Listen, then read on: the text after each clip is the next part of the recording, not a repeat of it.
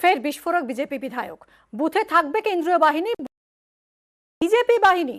BJP বিধায়ক অমরনাথ শাখার এই মন্তব্যে বিতর্ক দানা বেঁধেছে। ভোটের দিন অশান্তির পরিকল্পনা করছে বিজেপি, পাল্টা অভিযোগ তৃণমূলের।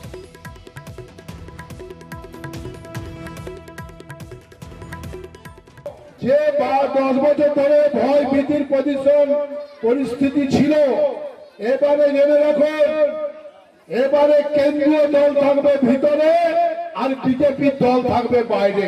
ভয় ভীতির কোনো জায়গা নেই। ভিতরে থাকবে কেন্দ্রীয় বাহিনী আর বাইরে থাকবেন আপনারা ভারতীয় জনতা পার্টির সৈনিকরা। ভোট লুট হতে, চুরি করতে, দাঙ্গা হতে আমরা দেবো না। বিজেপির বাহিনী থাকবে মানে আপনারা ভোট লুট করবেন, আপনারা রিগিং সন্ত্রাস করবেন, ভেতরে ছাপ্পা করবেন কেন্দ্রীয় বাহিনীকে নিয়ে। এদিন বলে দিচ্ছেন যে তার মানে তাদের বিজেপির বাহিনী রাস্তায় মানুষকে সন্ত্রস্ত করবে আর ভেতরে মানুষজনকে বোকা বানিয়ে ওনারা কেন্দ্রীয় বাহিনীকে ক্যাপচার করে নিয়ে বুথ লুট করে ভোট দখল করে ছাপ্পা রিগিং সন্ত্রাস করবেন। জেনে রাখুন, আমরা এখনো মরে যাইনি, আমরা বেঁচে আছি।